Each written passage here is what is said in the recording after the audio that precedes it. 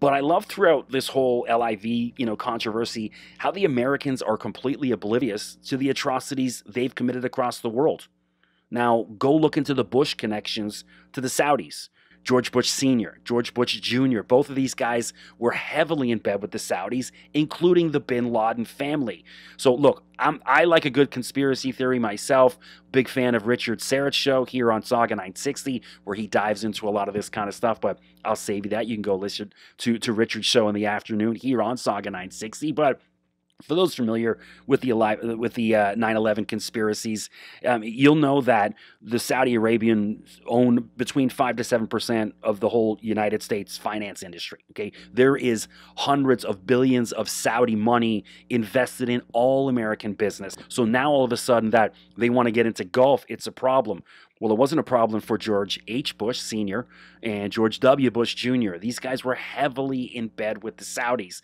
And this whole thing about the 15 to 19 terrorists from 9/11 were Saudis, well, who did the American government attack after 9/11? It certainly wasn't Saudi Arabia.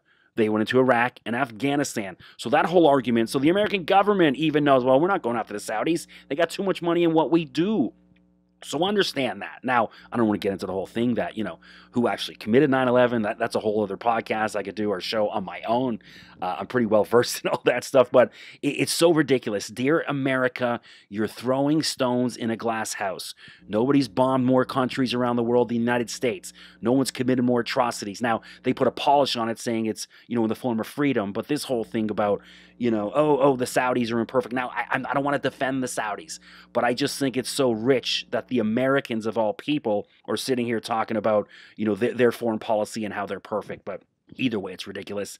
Look, hey, this tour may fall apart in 3 weeks, 3 months, 3 years. I don't know. But I will never, ever knock any man or woman for going out there to try to feed their family and do the best to put themselves in a financial position to succeed and for their family to succeed. So good on Kevin Na, DJ, all the guys going over and playing on the LIV tour.